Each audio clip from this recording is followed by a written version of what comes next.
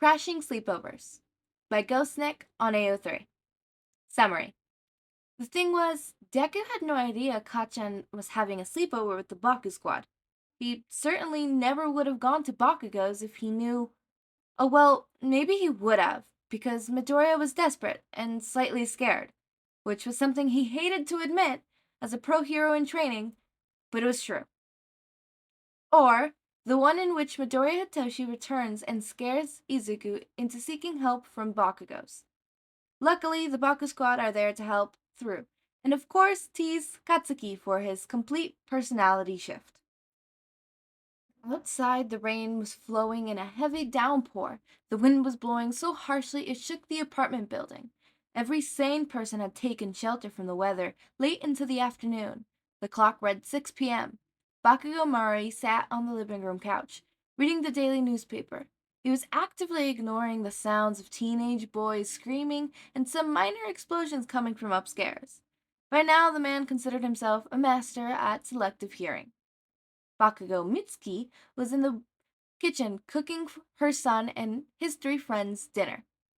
Every move she made was done with harsh, ecstatic movement. She slammed the spaghetti onto the kitchen top, threw the wooden spoon against the sides as she stirred, muttering dangerously as she worked. "I mean, that brat didn't even tell us they were coming over," she barked at her husband, who hummed at his wife's rambling. "He could have at least mentioned it. 3 friends! Then I would have had at least known to make dinner!" Every word was said with a shrill growl. Masaru merely nodded, thinking over the entrance of his son's friend. He'd known from the very minute they had knocked on the door that Katsuki had no idea they were popping by, let alone staying the night at Bakugo's. "Open the door, damn brat!" "I'm already doing that, hag!" Katsuki slammed the door open. "Bakugo!" A young red-haired boy yelled as his son opened the door. Katsuki slammed it shut. "Katsuki, don't be fucking rude!" "Shut it, you old hag, it's none of your business." The two divulged into their usual shouting match. Without a word, Mitsui stood from the couch and made his way over to the door, which was still being knocked on persistently. When he opened it, Masaru was faced with 3 teenage boys, one with red hair, another with yellow, and another with black. "Good afternoon, sir." The 3 boys bowed. Each carried a bag and a pillow, and was dressed in dripping raincoats. "Good afternoon, boys," Mitsuri replied, ignoring the shouting match still going on inside the apartment. "How can I help you?"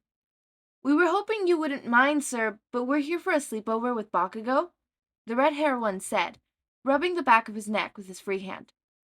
"I'm sure Bakugo told you all about it, sir," the yellow-haired one chimed in. "What did you say, dunce face?" his son bellowed, cutting off from the argument with his mother. "Not a word, I'm afraid," Matsuri said politely, as though his son hadn't spoken. "But don't let that stop you. Come in now, boys." He opened the door and the 3 friends trickled in, taking care to remove their shoes as they entered the household. "I'm Kirishima Ijiro." The red-haired boy bowed deeply, his backpack sliding off his shoulders slightly. "Ah, yes, I believe Katsuki had mentioned you before." "No, I haven't," his son bellowed. A deep red was settling over his cheek, and he turned his head to hide the blooming blush. His black-haired friend snickered before cleaning his throat. "Sero Hansa, sir." "Kirishima Denki," the yellow one cheered. "Wonderful to meet you all, boys." Matsuru nodded to each. "I saw you all complete at the sports festival. I have to say you all did remarkably well." They all chimed in with their thanks, deliberately ignoring Katsuki growling behind them. "Katsuki, why don't you give the boys a tour of the house? Also, be sure to set up the spare functions so that they could have something to sleep on tonight." "What? I don't even want them here." "Brat, there's no way to talk to your guests like that." "Ugh, whatever, hag." And so the boys had taken off, his son stomping away as his friend snickered behind him. Now listening to his son threaten his friends upstairs, and his wife banking in the kitchen, Mitsuru shouldn't have been surprised to hear another knock at Bakugo's front door. Sure, the fact that his son had 3 friends wanting to stay over was a shock. He would admit to think another would be an anomaly. Still, they were teenagers, and it was customary for them to have a big sleepover, he was sure. Quickly folding the newspaper in half, the Bakugo elder made his way over to the door, opening it fully to greet whichever friend had come. Izuku. To say it had been a while since Mitsuru had seen his son's childhood friend was an understatement. Midoriya Izuku had not been to the Bakugo's home since before the boys entered middle school. The man knew that was likely because his son's behavior, even if neither of the boys would admit it. But still, to see him here was quite a shock. Are you here for the sleepover as well? Come in, come in. The man was so quick to usher the small, shivering boy, he didn't notice the look of confusion cross Midoriya's face. In fact, if he had taken the time to properly look, he would have known Midoriya Izuku was definitely not here for the sleepover. Midoriya was soaked. The rain from outside had drenched through the thin clothes he wore, letting the shriveled wind cut right through his pale skin. This caused him to shake with thick, full-body shudders. The rain concealed, but didn't hide the thick tear stains marking the boy's face, and Mitsuru knew immediately the shoulder of his bottom lip was not from the cold. What's wrong? Mitsuru lightly tones dropped, suddenly serious and stern. I'm sorry. Midoriya's lip wobbled further. I didn't know where else to go. What happened? Midoriya hung his head as he studied his red, waterlogged sneakers. Water was dripping from his hair. It was soaking into the Bakugo's white carpet, leaving a dark, muddy stain. He stood there shaking, trying to tell the man in front of him what was wrong. His stuttering breath betrayed him. In the end, all he could manage was four whispered words. My dad came home. That kind of concerned face, Bakugo Mitsuri explains, completely dropped. His eyes went wide, his mouth pressed thin. In the kitchen, his wife continued ranting about her son's behavior. Mitsuki, he called out. When she continued monologuing, Mitsuri raised his voice, letting a firm, sharp shout. Mitsuki! Instantly, his wife stilled. She turned around, a dead expression on her face, ready to attack her husband for daring to take that tone with her. She paused, though, when she saw her husband at the door. Katsuki's childhood friend stood, shaking and wet in the doorway, his green hair spattered in his face, clothes dripping on her expressive white carpet. She looked to her husband for an explanation, only to find him staring at her with the most serious expression he could ever muster. Mitsuki. Her husband didn't need to shout to have her attention now. His calm yet serious demeanor sent chills to her spine. Hisashi is back. The world stopped. For a short, tiny second, Mitsuki, the woman who screamed at pro heroes herself, froze. The moment that second was up, however, she was in action. The pots in the oven slammed against each other as Mitsuki threw off the hot plate and turned off the stove. She grabbed a cloth to wipe her hands and ran towards her husband. Without hesitation, she reached out to Izuku, grabbing the boy and pushing him over to sit on the couch, uncaring of the wet stains he left. She then placed her hand on his cheek and raised his hand so she could make eye contact. Izuku, honey, listen to me. You need to stay here. The fear in his eyes showed, and Mitsuki felt her heart squeeze, like too much blood was flowing through her veins all at once. The young boy opened his mouth to protest. No! You need to stay here. Matsuru and I are going to go over to your house now. First, I need you to tell me, how long has he been home? She was shouting at him, not unkindly, just loud, urgent. She needed him to answer, and fast. He just got here, he whimpered. Mom told me to stay in my room, but then I heard shouting, and I knew I had to help. But she made me promise not to get out of my room, and my door was locked, and I didn't know what to do, so I went out the window and ran here. Fear rolled in Mitsuki's stomach like a snake twisting and coiling to prepare for an attack. Honey, you did exactly what you should have.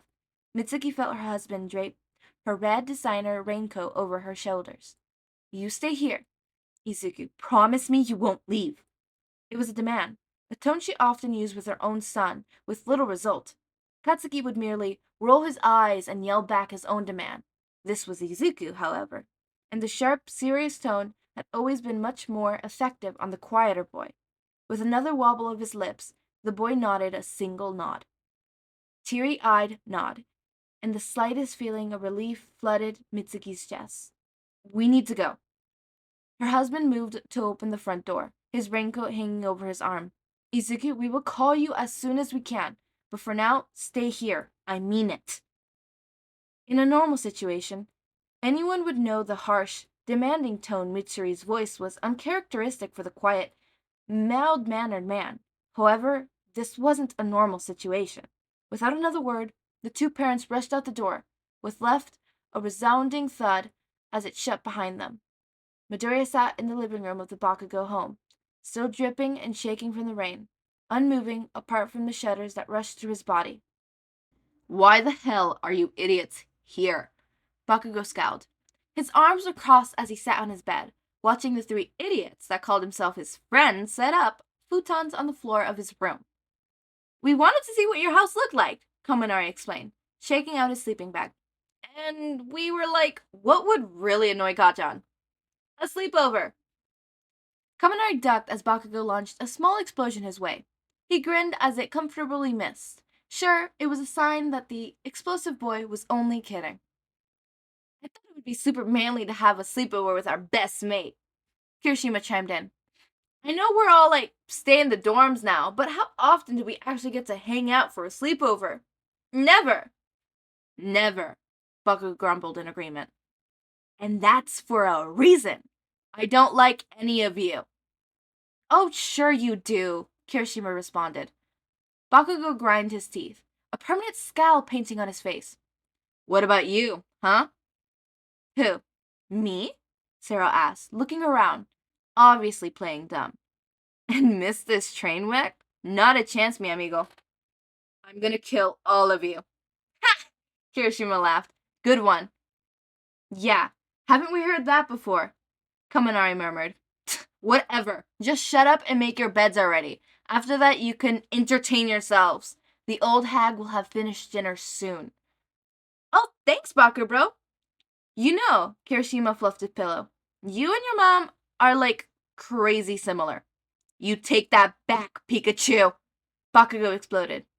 Geez, man, chill, Sero said, attempting to sound serious. The snicker let out his derail that effort. Yeah, man, I'm just saying. I mean, I could hear her shouting right now, which totally explains why you're that way. Why do you say it like it's a bad thing? Explosion sounded. Kaminari held his hands up in surrender, and the three finished upsetting, each taking turns to snicker at Bakugo's behavior. Bakugo's room was what you expect of a typical teenager, if a little bare due to him mostly living at the dorms. His bed was pushed against the wall opposite to the door, and it was lined up to face the small television. There was a small game console beside it, which the boys knew they would be taking advantage of later that night. But overall, nothing too embarrassing they could tease the other boy about. To say Kaminari and Sarah were a little disappointed was an understatement. After a while of lounging around, Kaminari's stomach began to grumble, which quickly reminded the others that it was almost dinner time. Hey, Bro, when did your mom say dinner would be ready? How would I know? She usually just screams until I come down. The boys all paused, waiting to hear the shrill sounds of Mr. Bakugo. Instead, they only heard silence. Maybe we should go check. Kaminari's stomach gave another wail. Bakugo merely rolled his eyes before standing up. Whatever, extras. Making their way downstairs to the kitchen, the boys were surprised by how quiet the house was.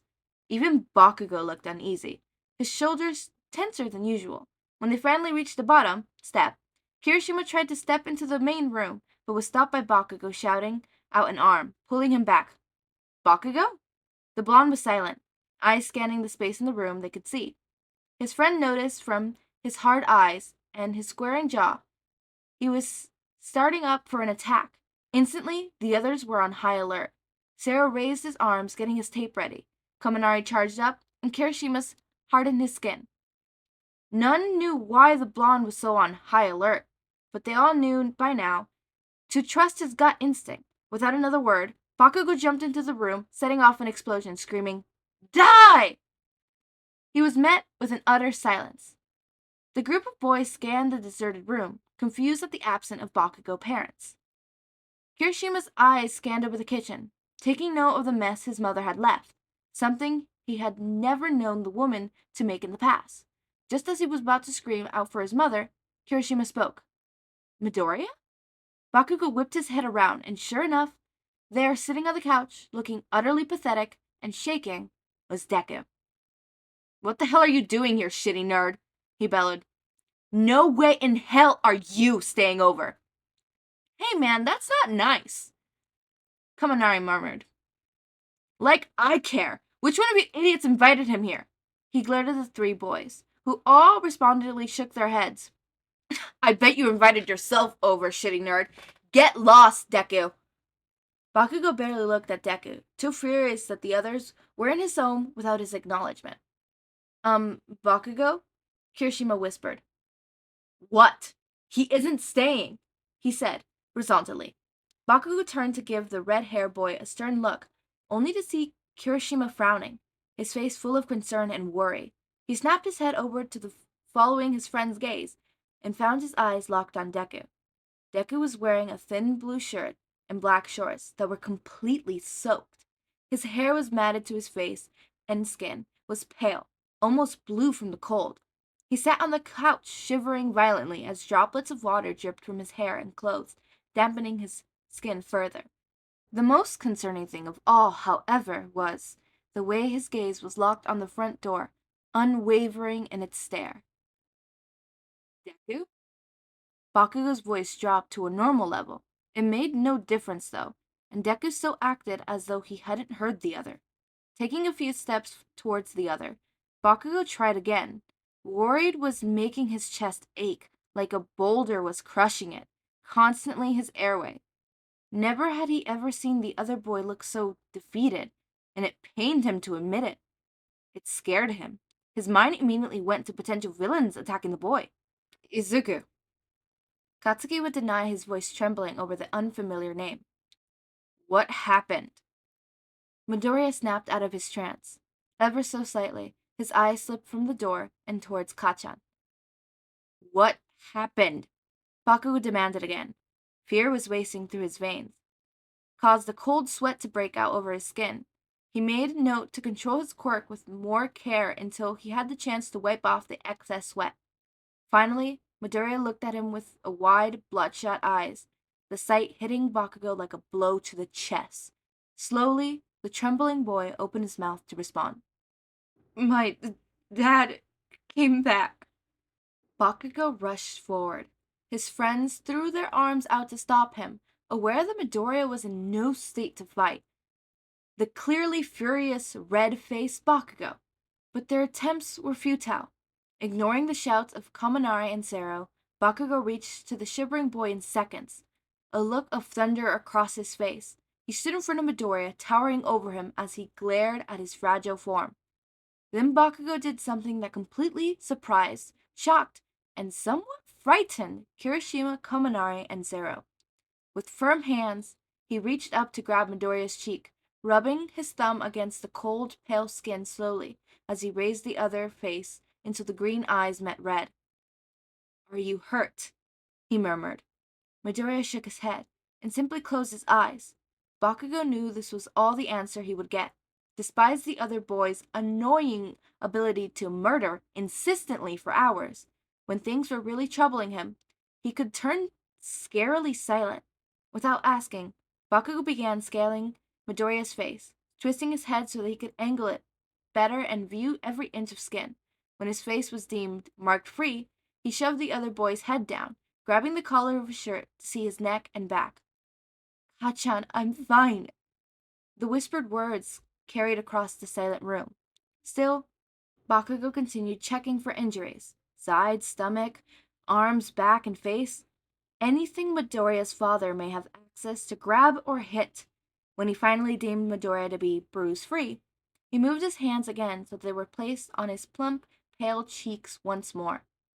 You idiot! How can you be fine? You're fucking freezing and your clothes are soaking wet! Finally, opening his eyes, Midoriya looked at Bakugo. His paled, vacant expression stabbed at Bakugo's chest. You'll get hypothermia. Get up. We need to warm you now.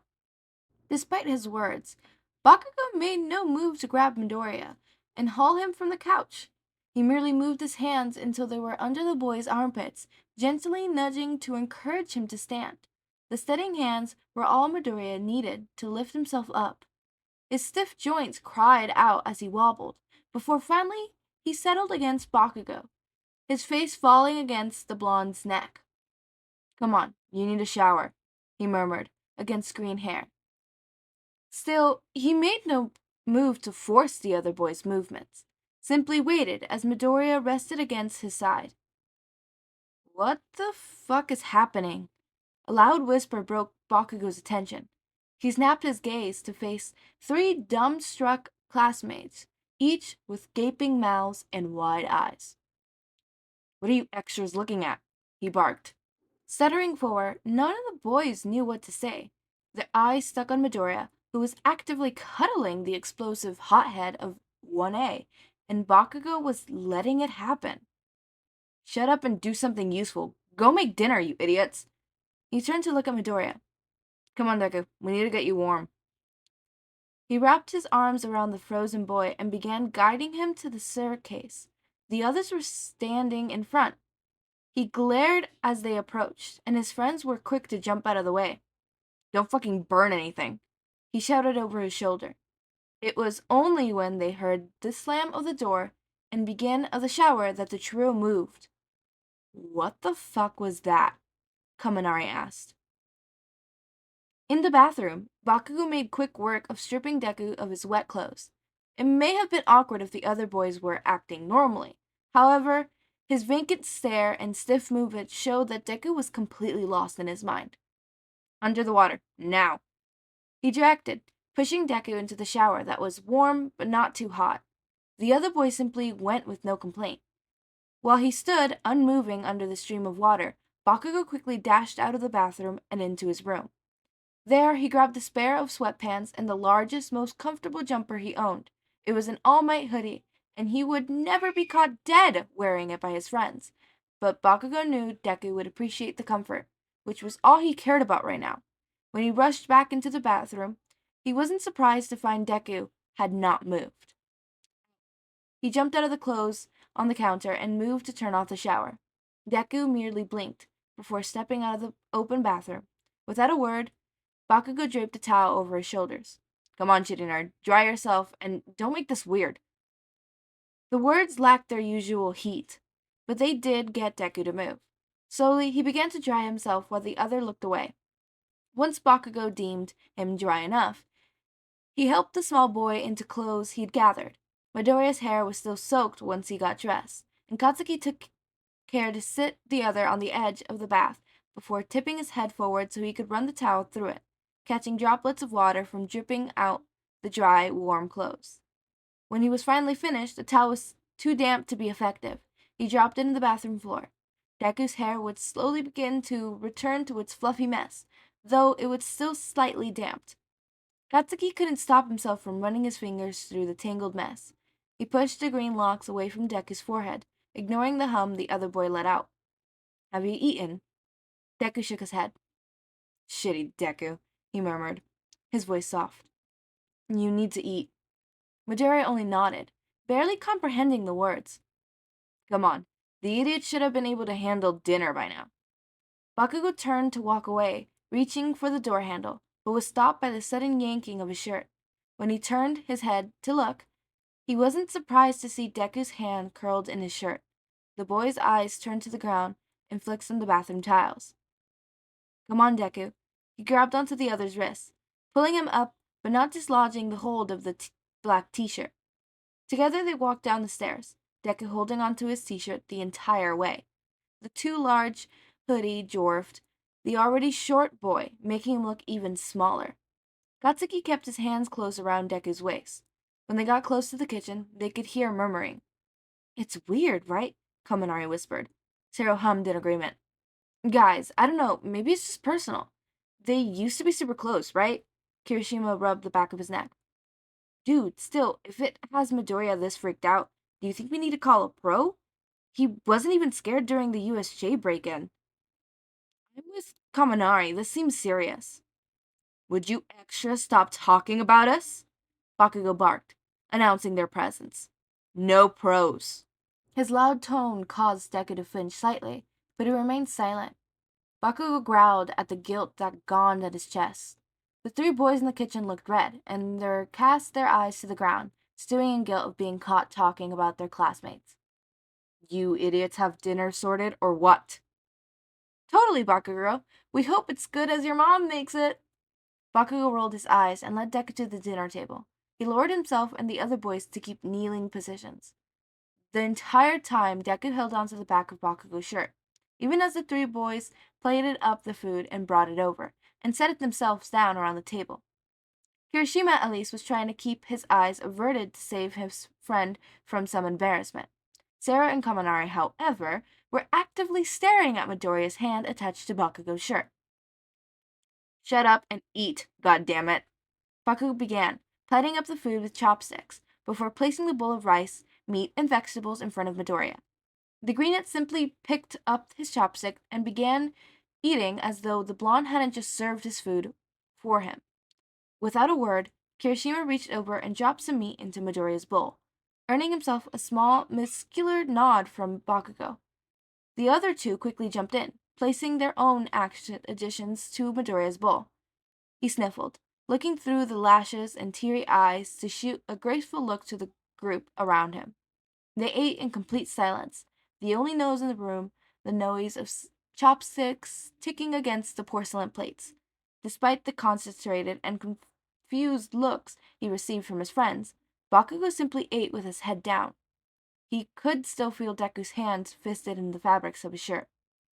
When everyone finished, Kirishima jumped up and began clearing the table. Sarah was quick to join in helping, using the tape to wrap Kaminari and pull him into the kitchen to help. Bakugo watched for a moment, while Midoriya stared vaguely at the now clear table. How about we go to my room and watch the All Might movie? Bakugo murmured into Midoriya's ear, his breath tickling the greenette's lock. Midoriya nodded. The beginning of a small smile graced his lip. The sight felt like someone had reached in and squeezed Bakugo's heart. He gritted his teeth and bit back a yell of frustration brought by the stupid feeling. Together they stood up, Bakugo holding Deku's elbow to keep him balanced. Oi, extras! We're watching a movie upstairs. When you're done, come up. The pair received a thumbs up from Kirishima and quickly made their way upstairs to Bakugo's room. Inside, the floor was covered in sleeping bags, pillows, and backpacks, every inch of the carpet covered by mess. Go on, hop on the bed. I'll set it up. Deku made a noise of protest, but was quickly silenced by a look. He squeezed Bakugo's shirt once more, before shuffling his head down over the mess of sleeping bags to reach the bed. Without hesitating, he pulled out the plain black covers and settled into the corner, tucking himself against the wall. He watched as Bakugo began rifling through the drawers to find some old DVD they had watched together hundreds of times as children. Once he found it, he turned on the TV and got to work setting up the gaming console to play the movie. What are we watching? Kaminari bounced into the room, causing Midoriya to jump slightly. Without pausing, the blonde made his way to sit at the end of the bed. Despite the carefree way he held himself, they all noticed how he lowered himself on the bed, rather than dropping haphazardly as he usually would. He also made sure to keep his distance from Midoriya, to keep from startling the already fragile-looking boy. The All Might movie. Bakugo didn't look up from the TV. Oh, no way, which one? The first one? Duh. Oh, I love that one as a kid. Kirishima entered with less flair than Kaminari and simply settled on his sleeping bag, throwing his hands behind his head in a stretch. I mean, who doesn't love that movie? Sarah sat beside him. That's the one where he's in America, right? With his sidekick? Yeah, I'm pretty sure. Wait, which sidekick? Shut up. I'm about to press play. But, Kachan. The whispered words got the attention of all four boys. Midoriya had tucked himself so tightly into the corner it was hard to make out his small frame. His knees were hugging his chest, and the hoodie was covering his head, leaving only a small part of his face visible. Bakugo groaned. His cheeks were tinted red. Yeah, hold on. Without another word, he stomped to his walk-in closet and disappeared inside. While they waited for Bakugo, Kaminari leaned over so that he was laying on his stomach and poked gently at Midoriya's leg, hoping to unravel the boy at least slightly. Without a word, Midoriya untucked an arm and reached out to hold Kaminari's hand. The blonde's eyes widened. His body stiffened in surprise. Still, he made no move to remove the other hand, and eventually interlocked fingers together, the visible parts of Midoriya's face turning red. I don't want to hear a fucking word from you three extras. Okay? Bakugo growled as he emerged from the closet. In his hand, he held a withered red, white, and blue blanket, and an honest-to-God All Might plushie. Both were ragged and worn, but they were handled with absolute care by Bakugo. His face was bright red. Kaminari gasped, his eyes widened in delight. He looked absolutely ready to rip into Bakugo and his hidden treasure, but stopped when a gentle squeeze on his hand. Thank you, Kachan. The words were whispered again. Bakugo growled, but he stomped over and handed the childish item to Midoriya, who quickly let go of Kaminari's hand to grab the blanket and plushie. He made quick work of spreading out the blanket and tucked the plushie in the crook of his elbow, before once again snatching up Kaminari's hand. Bakugo actively ignored the snickers of Kirishima and Zero, who were covering their mouths with both hands. There was no way they would ever forget figuring out Bakugo had a blanket and teddy bear in his closet. They knew. This knowledge would come back to haunt the fierce blonde. Bakugo's face was still red when he walked over to finally press play on the movie.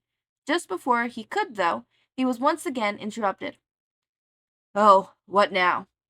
Bakugo ripped his phone away from his back pocket, the buzzing item ringing in his hand. His face changed when he saw the caller ID. I need to take this. Stay there, Deku. I'll be back. Midoriya went rigid and made Toei sit up, the hoodie slipping to reveal frightened eyes. No, stay there. Everything's fine. I'm going to the hallway. Dunk's face and the extras are staying with you. So stay there, and don't be weird. Without another word, he answered the call and stepped out into the hallway. Silence filled the room. Don't worry, Midoriya. Whatever's going wrong, we will help you. Kaminari squeezed the hand that he was holding again, taking care not to accidentally shock the other. Yeah, man. We've got your back no matter what. If you need us to beat anyone up, we totally will. Zero nodded. Midoriya's bottom lip wibbled, and he ran a hand across his face to wipe away the tears leaking down his cheeks. I'm sorry, you guys. Hey, don't be, man. Kirishima was quick to reassure. We don't know what's going on, but we're with you, no matter what. Midoriya let out a choked sob, but managed a strained smile that he directed to all the boys in the room. They waited for a few minutes while Bakugo spoke on the phone in the hallway, his words a whisper murmur, too quiet to make out. I'm gonna head to the bathroom real quick, Kirishima stood. Won't be long, promise. His departure didn't seem to worry Midoriya as much as Bakugo's did, so he quickly made his way to the hallway and closed the bedroom door behind him. In the hallway, he made no move to head to the bathroom. Instead, he watched his friend talk on the phone, his back to Kirishima. He could tell from the way he stood, shoulders tense, fists clenched, voice a low growl, that whatever was being said was serious. Yeah, I got it, Hag. We won't leave the house. He paused, listening to respond.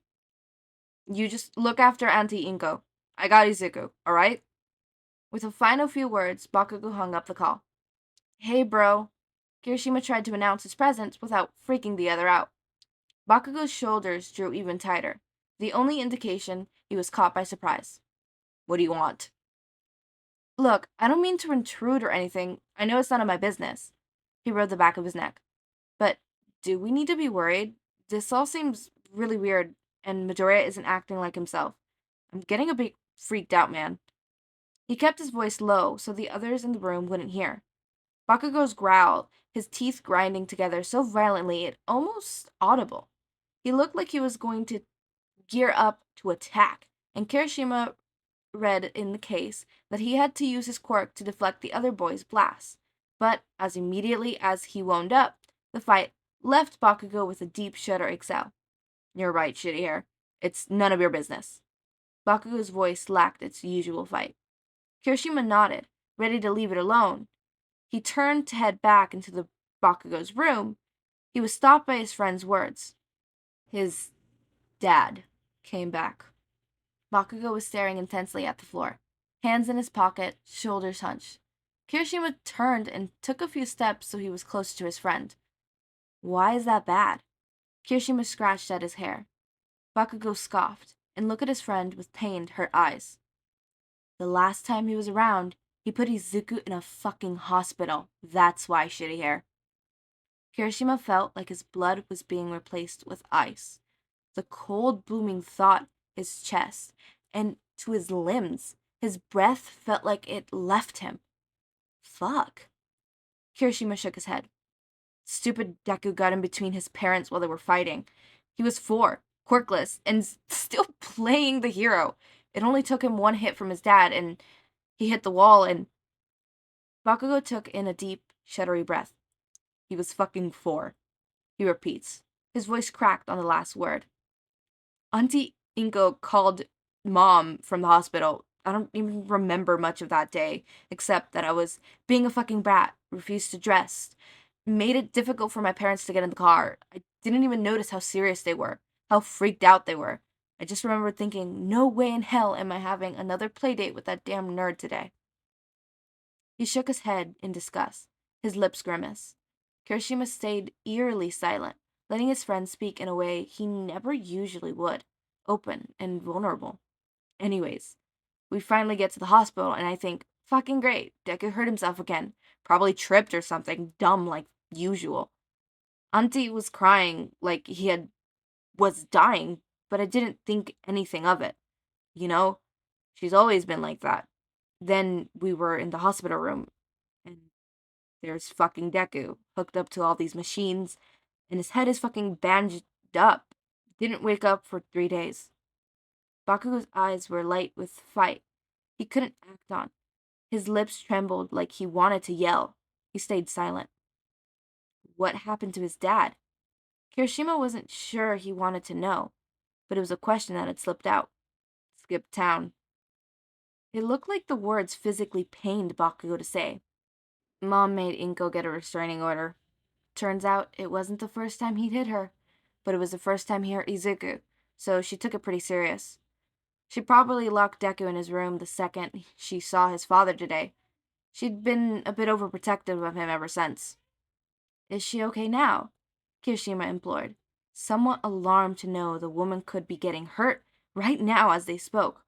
Yeah, Mom and Dad got there before he could get violent. Apparently he left before the police could get there, but they doubt he will come here. He's too scared of Mom to try anything. I bet he'd sink back to America before he's caught. Fucking coward. Silence filled the hallway as Bakugo finished talking. Kirishima could feel the horror of the story rolling through his stomach, making him regret eating so much for dinner. Man, I'm so sorry that happened to you both. Not like that asshole hit me. I would have killed him if he were even trying. Kirishima shrugged. Still, you two were friends, and you had to see Midoriya hurt like that. It would have sucked, man. Bakugo clenched his jaw and looked away. We should probably get there. Deku's probably freaking out. Kirishima nodded, and the two made their way into the room without another word. Inside, Kaminari and Sarah were talking quietly while Midoriya stared intently at the door. He sat up once it opened, his eyes locked on Bakugo. Auntie's fine. Midoriya's entire body sagged, his head falling back against the wall with a thud. Hitachi left before the police could get there, but they have patrols looking out for him. My bet he's going back to America the second he gets a chance. Midoriya nodded, before bringing his hands to his face. He scrubbed his eyes violently and began to breathe heavily, his chest heaving in uncontrolled bouts, like he was either laughing or crying. No doubt it was the latter. In no time, Bakugo crossed the room and slid onto the bed next to Midoriya. He quickly wrapped an arm around his shoulders and tucked his mouth against the other's ear to whisper reassurances. Sorry, Midoriya gasped. I'm sorry. I just left her. How could I just leave her? Don't, Bakugo snapped. Don't you dare do that. But No. I don't want to fucking hear it. Deku, you're about to go on about how you're a shitty hero that doesn't protect his mom, even though she would have locked you in your room and forbid you from leaving it. Rightfully so. Your dad is a piece of shit that put you in a fucking coma when you were fucking 4. Bakugo felt some guilt saying all that in front of his friends, but refused to look away from Midoriya to see the reactions. You don't get to do that. You're a fucking hero, and if you want to fucking argue with me on that, how about I give Eri or that brat that punched you in the dick a call? Let's see how they have to say about that, huh? That's different. Midoriya choked out, his throat closing around his words. Bakugo took a deep breath. Yeah, it was different. Tonight, you did everything right, because you didn't get hurt and neither did your mom. You came, you got help like you were fucking meant to, so don't fucking start with me, alright, nerd? Midoriya shook his head, and honest to God pouted. His bottom lip stuck out and shuddered as he fought to control his tears. He averted his eyes from everyone and launched over himself, pulling the withered All Might plushie onto his lap to a hug. He trembled slightly. There was something about the small frame and pout that made him look so much younger than he was. Dare anyone admit it, given how serious the current situation was, but Midoriya looked positively adorable. The sight drew a strangled noise from Kaminari. He tried to hide his face behind his hands to keep the blush from showing and ruining the moment, but it was late. Bakugo's attention focused on him, and Kaminari was faced with a glare that had become all too familiar with. The one, I'm one word away from blowing you and frying your ass look. Should we put the movie on? Sero asked before Bakugo could go off. His face was slightly pink and he was shooting worried looks to Midoriya. However, the group knew better than to prod the boy, who only 30 minutes earlier was practically mute. Whatever, dunce face. Bakugo kicked Kaminari off the bed. Go, press play, and turn off the lights. So mean. Kaminari winced, rubbing his bottom as he stood from his fall. He shuffled over to the TV, quickly surveying the room to check everyone was ready for the movie to start. Sero shot him tape and turned the lights off, while Kirishima pushed his pillows into shape. Bakugo was right out, cuddling Midoriya to his side, his arm slung around the boy's shoulders, and the other wrapped around his stomach. And though Midoriya was still sniffling, there was no denying he was leaning into the touch. Kaminari turned around to start the movie and made his way to his own sleeping bag before the opening credits could begin. He sat just as the theme music began. Stop pouting, damn Deku, Bakugo whispered to Midoriya's ear, his breath tickling his cheek. Just relax and watch the movie. Midoriya glared at him at the corner of his eye, finally and unwounded, leaning fully onto Bakugo's touch, laying his head on his shoulder. He scooted so he was even closer, his legs resting over the others, and his wounded hand back into the fabric of Bakugo's shirt.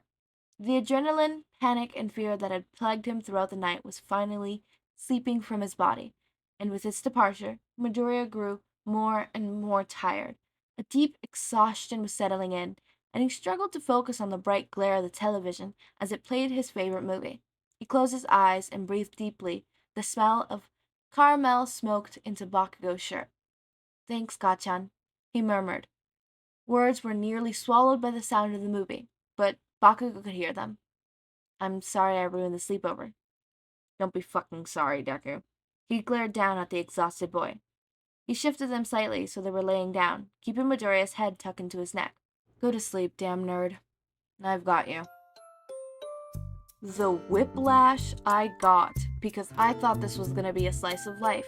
I don't know how the frick I thought this was gonna be a slice of life. I mean, look at the freaking summary. The summary literally says, or the one in which Midoriya Hitoshi returns and scares Izuku into seeking help from the Bakugos. That literally screams, this isn't gonna be a slice of life.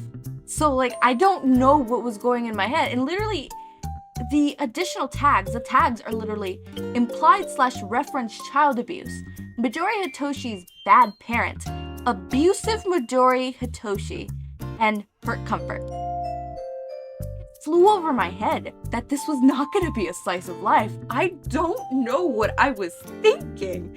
I was so flabbergasted. Like, it's still a good fic, don't get me wrong, because this is my first read. Like, as I record, that is my first read. So I was flabbergasted. I had to like stop midway through to just think. I'm just like, oh my god, what? Yeah, I was flabbergasted. Cero is Latino confirmed. I loved how this fanfic had that. Like, it was very small, and it was only one. I thought, like, when I first saw it, I'm like, oh no, is it gonna be one of those where it's like his whole personality kind of thing? Like, he's constantly like saying like Spanish words like out of nowhere, like out of context. I don't like they're eating ramen and all of a sudden man's like, oh my god, como me gusta esto, you know, like you know. And I was a little worried, but it didn't end up being that, and it was only me, mis amigos. So I was happy about that. Cero being Latino is one of my favorite headcanons because it's so out of there. It is so out of there. There's like no evidence backing up other than fans being like, yeah, the vibes. And you know what? It's canon. Huh? What gives me the right to say it's canon? Because I said so. I'm trying to decipher my notes because as I'm like recording, right? Like, it's my first read through, and I record as like I read through, and I have a little flip card with my pen that I write down notes that I want to touch upon at the end of the video. That way I don't forget my train of thought, because it's a lot of moments before I started doing this, the whole like I lose what I wanted to say, right? All this says here that I could read is break vid record for rest. What does that mean? Break vid record for rest. I'm putting on my glasses. Break vid record for rest? Am I talking about the break I took halfway through recording? That's the only thing I could think of. Okay, whatever. Next one. What the hell? Oh, okay. So a note I had while like reading this was the whole switch that Bakugo had from like his personality, his like, I don't know how to, his grumpy attitude, his like personality, right, into like gentle, like real quick, like in a snap. It was basically in a snap. Really told me before we even found out exactly how bad his like Midoriya's dad was. It told me the whole story. Like, I knew something horrible happened. Like, it wasn't just like his dad abusing his mom. Like, it probably got so bad that his dad would abuse Izuku, right? Like, the whole like checking for Izuku's wounds, like that. That is such good telling of story. I'm sorry, I geeked out a little. Like, I had to stop recording at that part because I'm like, oh my god, because I was like geeking out because I'm like, that is so cool. That it's subtle, right? And it's the biggest thing of show, don't tell. And I love that because it's like, it's so subtle, but it's there. And it's the whole, it showed me everything. It showed me as the audience how serious the situation was without having to sit there and say, this is serious. It literally is just Bakugo turning completely a 180.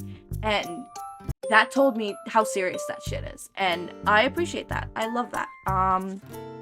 I still don't know what that note says. I'm probably gonna upload this. It's gonna be a couple days, and then it's gonna hit me like a dump truck. It's gonna hit me, and I'm gonna be like, oh my god, that's what I meant. I don't know what I was thinking at the time.